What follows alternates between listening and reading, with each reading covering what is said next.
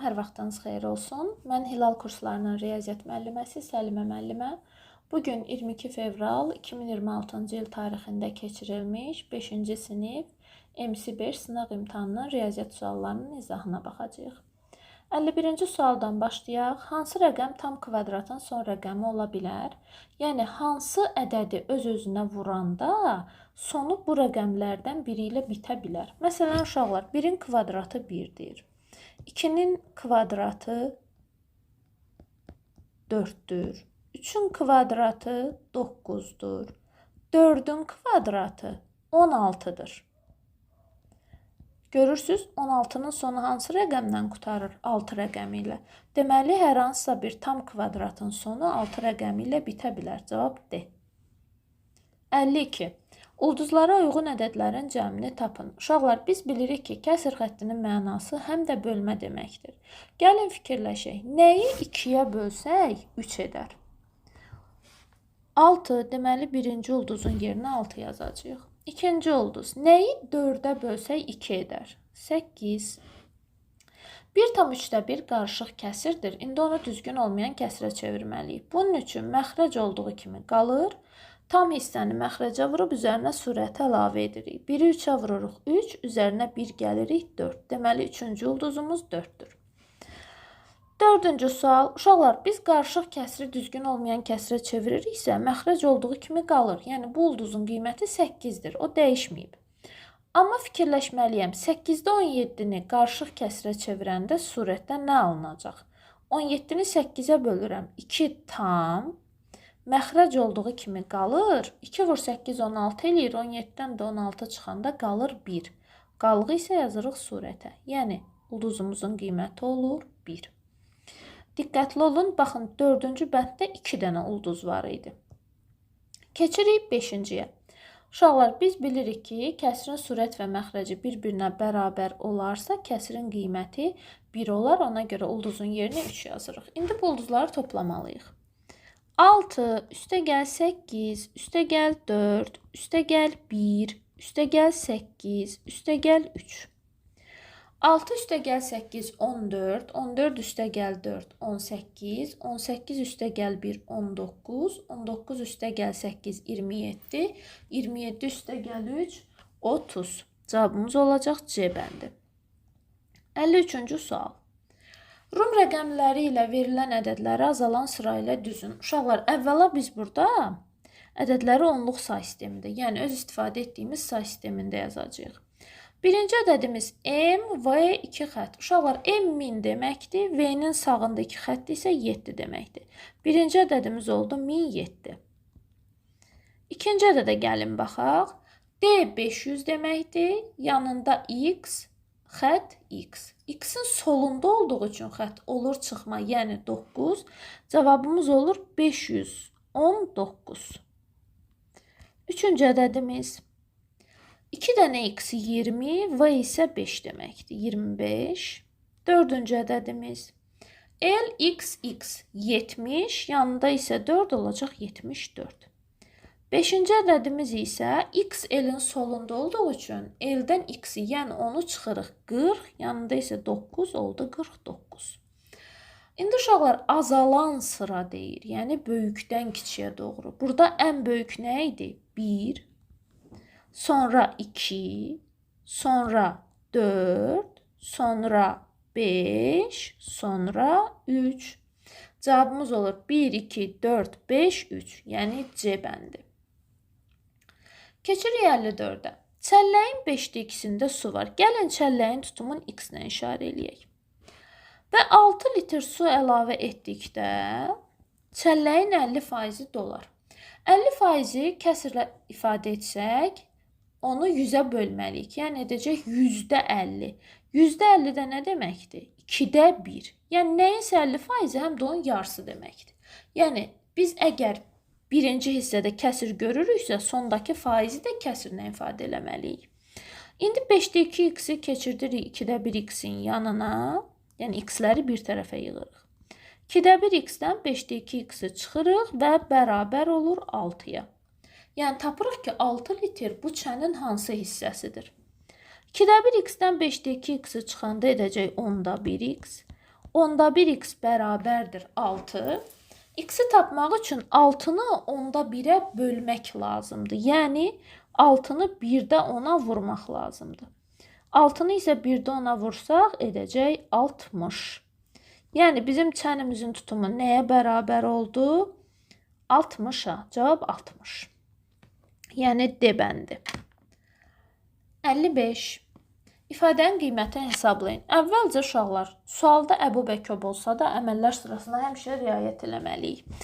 Əvvəla mötərizənin için hesablayırıq. Əbub 10, 15. 10 ilə 15-in bölənlərini yazaq. 10-un bölənləri 1, 2, 5, 10. 15-in bölənləri 1, 3, 5, 15. Onların əbubu, yəni ən böyük ortaq bölənləri nə oldu? 5. Üstə gəl. İndi uşaqlar 8 ilə 12-nin əkobunu tapmalıyam. 8-in bölünənləri 8, 16, 24 və s. 12-nin bölünənləri isə 12, 24 və s. Sonsuza qədər davam edir. Ən kiçik ortaq bölünənləri isə olacaq 24. Üstə gəl, uşaqlar, əbub 3, 4. Biz sizlə öyrənmişdik ki, ardıcıl natural ədədlərin əbubu 1-ə bərabərdir. 3 ilə 4 də ardıcıl ədədlər olduğu üçün əbubları olacaq 1. Bölünsün 6. Əvvəla mötərizənin için hesablayırıq. 5 ilə 24-ü toplayanda 29, üzərinə 1 gəlirik 30. 30-u 6-ya bölürük, cavabımız eləyir 5, yəni A bəndi. Keçirik növbəti sualımızın izahına. Kəsrin surətini 12 dəfə, məxrəcini 2 dəfə artırsaq, kəsrin qiyməti necə dəyişər? Uşaqlar, kəsrin surəti ilə kəsrin qiyməti düz, məxrəci ilə isə tərs asılıdır. Biz əgər kəsrin surətini 12 dəfə artırsaq, deməli kəsrin də qiyməti 12 dəfə artacaq. Məxrəci ilə isə dedim tərs asılıdır. Deməli məxrəcin başına nə iş gəlirsə, kəsrin başına onun tərsi gəlməlidir. Yəni 2 dəfə artıbsa məxrəc, deməli kəsir 2 dəfə azalmalıdır. İndi uşaqlar görürsünüz, biri artar, biri azalar. Yanlarında müxtəlif sözlər var. Ona görə 12-ni 2-yə bölürəm, edir 6 və artma azalmadan çox olduğu üçün, yəni 12 dəfə artar, daha çox olduğu üçün 12 2-dən. Cavabımız olur 6 dəfə artar. C bəndi. Keçirəm 57-yə. Uşaqlar, n və k ədədləri 7 ilə 18-in arasında qiymətlər alır. K n-dən böyük olmalıdır. 2n üstə gəl 5k ifadəsini ala biləcəyi ən böyük natural qiyməti soruşur. Cəmin ən böyük olması üçün toplananlar da ən böyük olmalıdır. K-nın yerinə ən çox nə qoya bilərik? 17. N-in yerinə ən çoxu nə qoya bilərik? 16. 2 vur 16 nə edəcək? 32. 5 vur 17 nə edəcək? 85. 32 ilə 85-in cəmi isə edəcək 117. Yəni B variantı. 58-ci sual. Deyir ki, bir fabrikdə yerləşən 3 fərqli maşın məhsulu uyğun olaraq 4, 5 və 6 saniyədə istehsal edir. Bu maşınlar ilk dəfə 06:30-da eyni anda işə başlayıblar. 45-ci dəfə eyni anda məhsul istehsal etdikləri vaxtı tapın. Uşaqlar eyni anda işə başlayıblar və 4 saniyədən, 5 saniyədən, 6 saniyədən sonra uyğun olaraq məhsulu istehsal eləməyə başlayıblar. Və uşaqlar, üçünün də eyni vaxtda istehsal etdiyi vaxtlar 4, 5, 6-nın əkobu olmalıdır. Yəni 3-nə də bölünən ən kiçik ədəd. 4, 5, 6-nın əkobu edəcək 60. Deməli bunlar hər 60 saniyədən bir eyni vaxtda istehsal edirlər. Burada bizə deyir ki, 06:30-da eyni anda işə başlayıblar. Yəni bizə demir onlar ilk istehsallarını 06:30-da ediblər. İşə başlayıblar dediyi üçün ilk istehsalları olacaq 60-cı saniyədə, yəni 60 saniyə keçəndə. 60 saniyə neçə dəqiqə deməkdir? 1 dəqiqə deməkdir.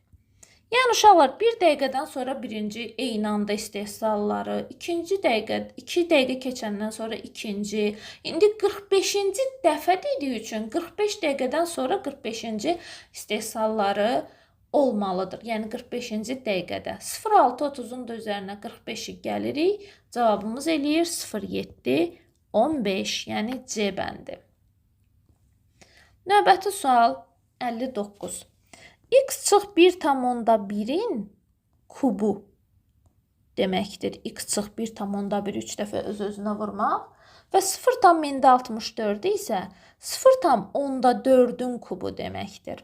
Uşaqlar, ədədlərin kubları bərabərdir, demək özləri də bərabərdir. Yəni x çıx 1/1 bərabərdir 0,4-ə. Onda x nəyə bərabər olacaq? 0,4-ün üzərinə 1,1-i əlavə edəcəyik, 1,5-ə. Və bizə demir hansı ədəddir x deyir, hansı ardıcıl ədədlərin arasında yerləşir. 1,5 isə 1 və 2-nin arasında yerləşir. Cavab olur A bəndi. 60-cı sual. Kisədə 50 kiloqram fıstıq var idi. Əvvəlcə fıstığın 20%-ni, sonra qalan fıstığın 25%-ni işlətdilər. Uşaqlar, 50-nin 20%-ni tapıram, 50-ni vururam 20-yə, bölürəm 100-ə. 50-nin 20% edəcək 10, sonra qalan deyir. 50-dən 10 çıxıram,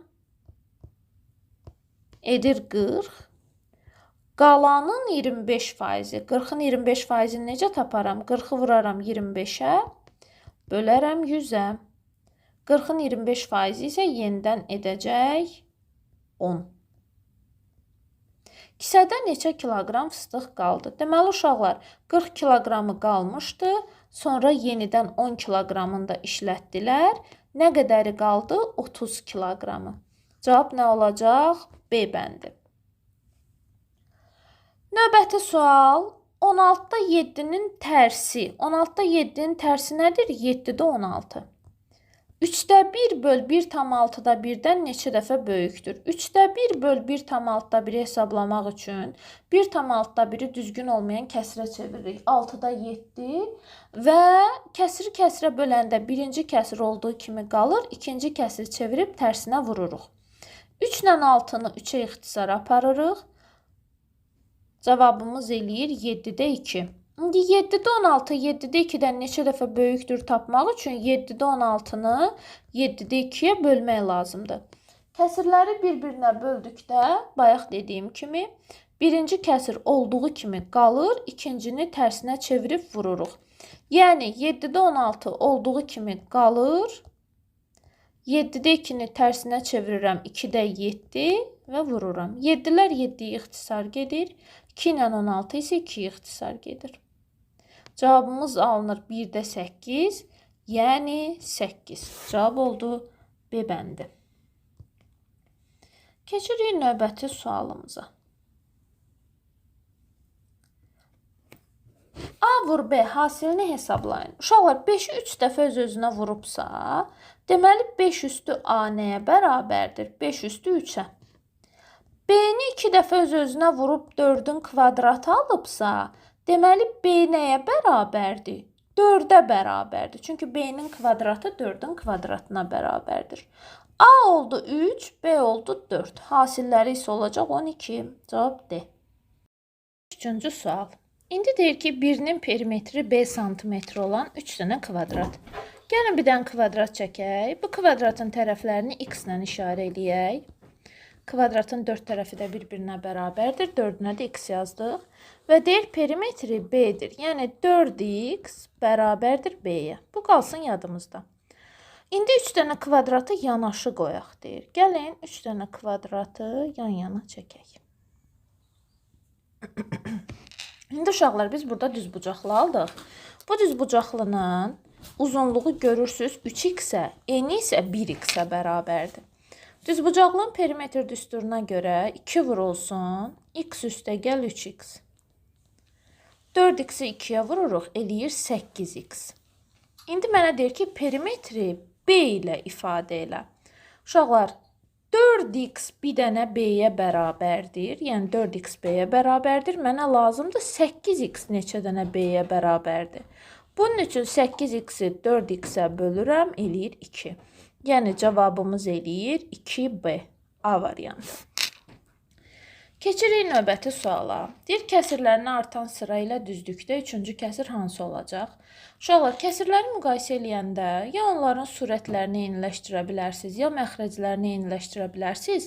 Burada məxrəclər çox müxtəlifdirlər. Ona görə mən surətləri eyniləşdirəcəm. 5 dənə kəsir var, 5-inin də surətini 8-ə gətirəcəm. 4də 1-in surətini 8-ə gətirmək üçün surətin də məxrəcini də 8-ə vurmalıyam. Eləyəcək 32-də 8.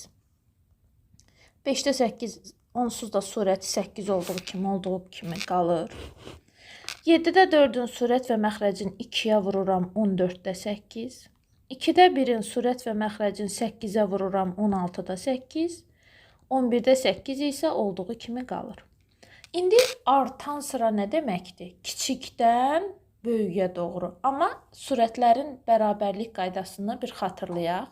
Əgər verilmiş kəsirlərin surətləri bərabərdirsə, məxrəci böyük olan kəsir kiçik, kiçik olan kəsir isə böyükdür.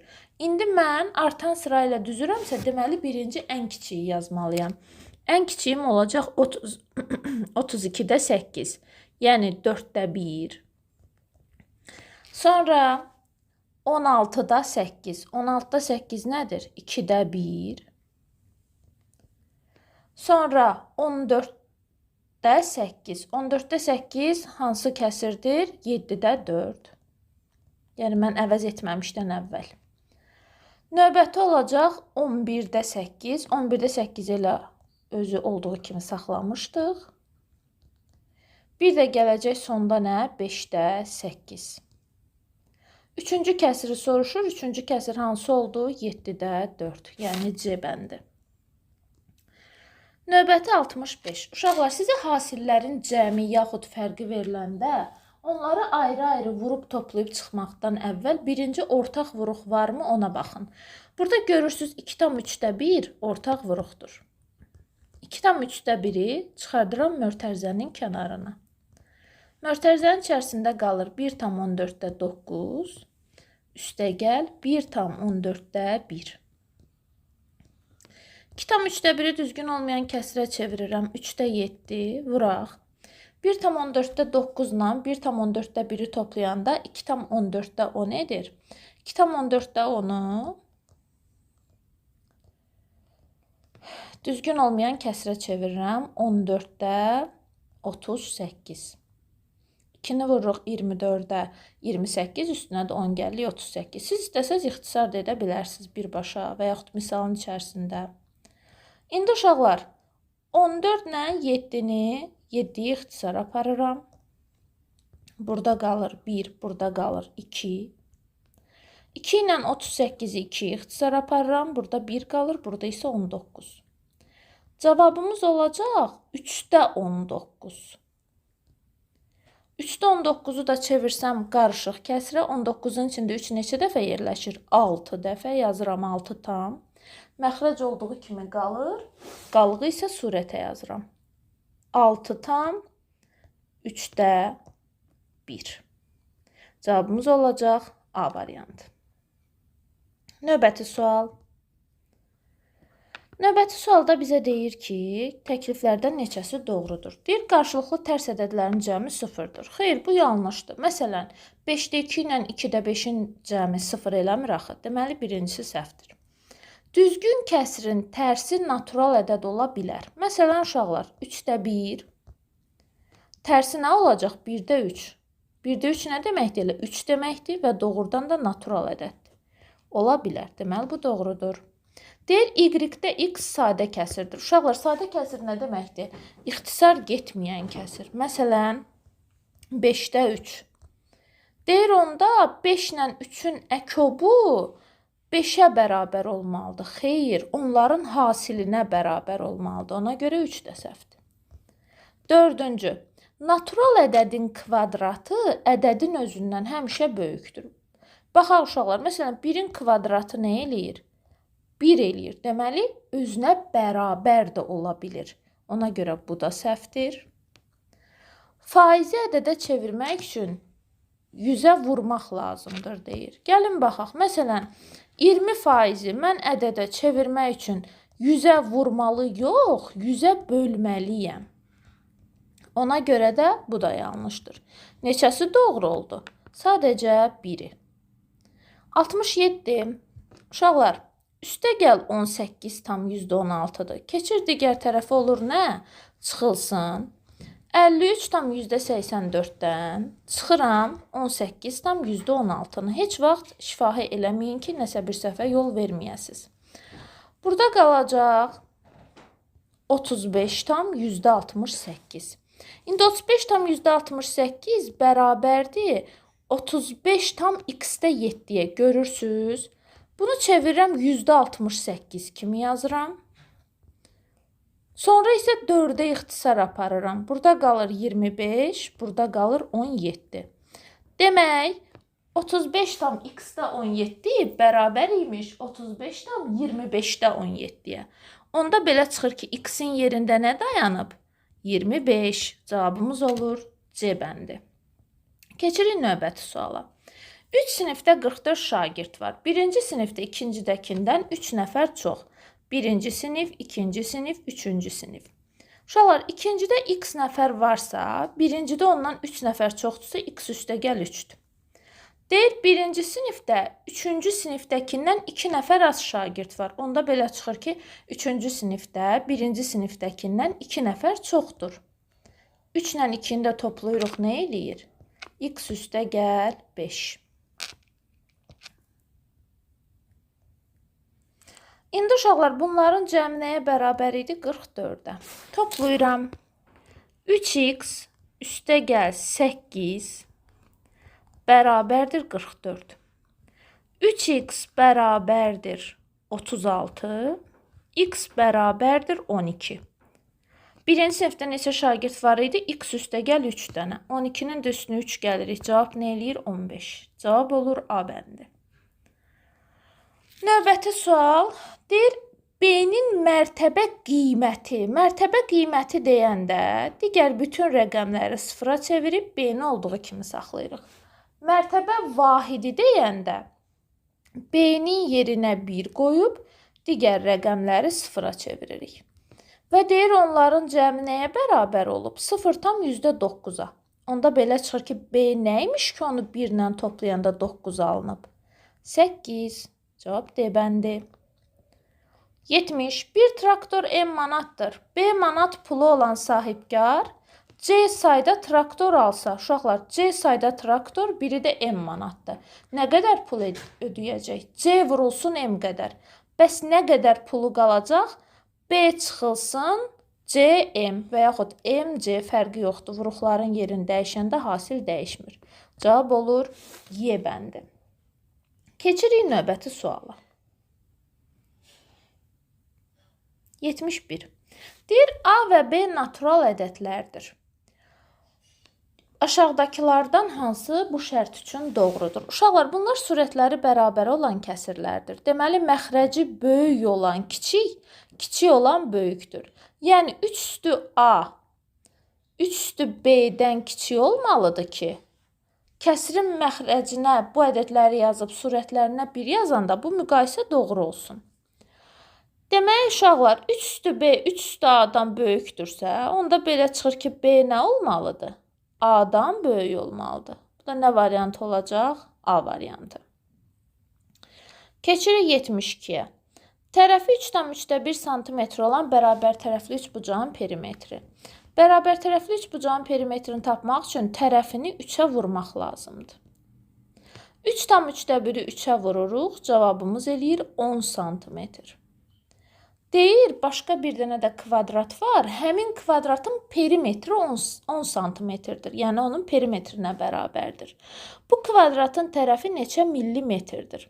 Uşaqlar, kvadratın perimetri 10 cm-dirsə, onda neçə millimetr olur? 100 millimetr olur. Və kvadratın tərəfini tapmaq üçün mən 100'ü nə etməliyəm? 4'ə bölməliyəm. Cavab olacaq 25 millimetr. 23-cü sualın izahına baxırıq. Deyir, A ədədin vergülünü bir rəqəm sağa sürüşdürsək. Bir rəqəm sağa sürüşdürmək nə deməkdir? 10'a vurmaq. B ədədi alınır. bir rəqəm sola sürüşdürsək, C ədədi alınır. Yəni A-nı 10-a bölsək, sola deyəndə bölürük. C ədədi alınır. A-nı 10-a vuranda 10A, deməli B-miz 10A-ya bərabərdir. A-nı 10-a böləndə 0,1A. Demək ki, C-miz də 0,1A-ya bərabərdir. İndi bizə deyir ki, bu ədədlərin cəmi 5,55-ə bərabərdir.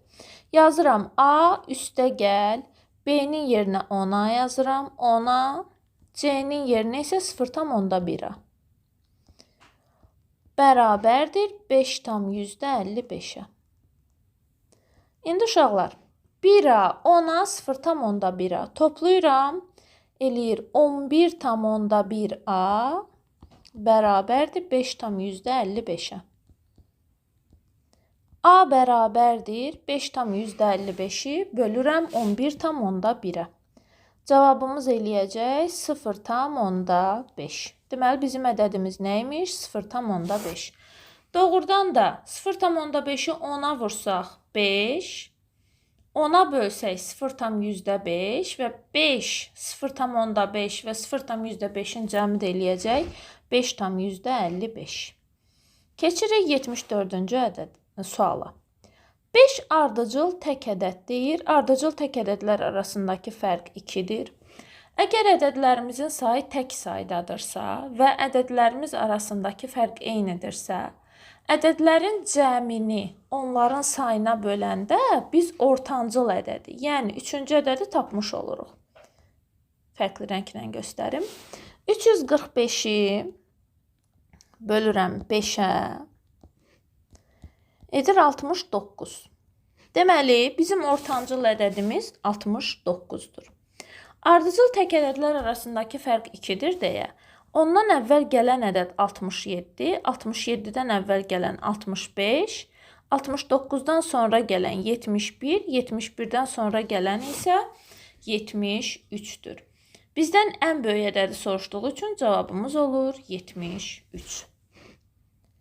Keçirik 75-ci suala. 75-ci sual 3 bənddən ibarətdir. Bütün bəndlərini ayrı-ayrı gəlin müzakirə edək.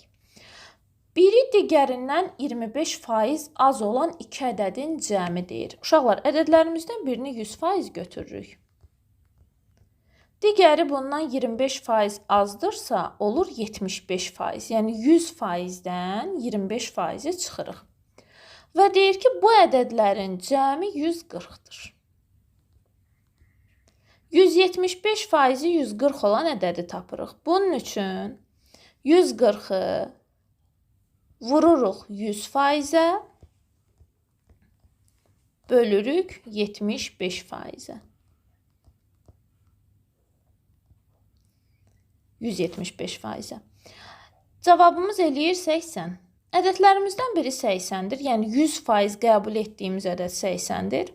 Digər ədədi tapmaq üçün isə 140-dan 80-i çıxırıq, çünki cəmləri 140-da deyir axı. Digər ədədimiz də olur 60.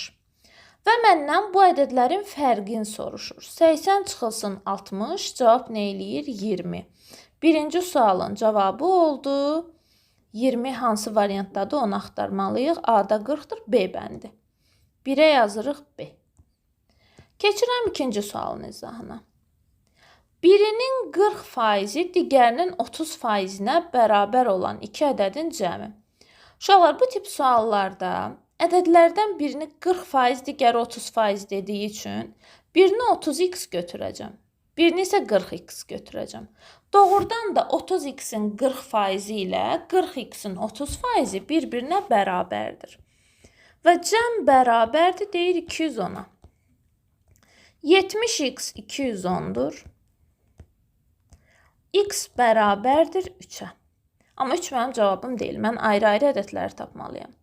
Biri olacaq 30 vur 3, 90. Digər olacaq 40 vur 3, 120. Və məndən bu ədədlərin fərqini soruşur. 120-dən çıxıram 90-ı, cavab eləyir 30. 30 hansı variantdadır? C-də. 2-yə uyğundur C. Nəhayət üçüncü. Biri digərinin 60%-i olan deyir. Uşaqlar, ədədlərdən birini 100% qəbul eləyirəm. Digəri isə olur 60%. Və bunların cəmi deyir bərabər olsun nəyə? 160-a. Yəni 160% bərabər olsun 160-a. 160% 160 olan ədədi tapsaq, 160-ı 100-ə vurub 160-a bölürük, ədədimiz olur 100. Cəm 160 olduğuna görə 160-dan 100-ü çıxırıq, digər ədədimiz isə olur 60. Və məndən bu ədədlərin fərqini istəyir. 100-dən də 60 çıxanda nə eləyir? 40. 40 hansı cavabdadır? A-da. Beləliklə cavabımız olur 1B, 2C, 3A. Hər birinizə qarşıdan gələn sınaq imtahanlarında da uğurlar arzulayıram. Hələlik.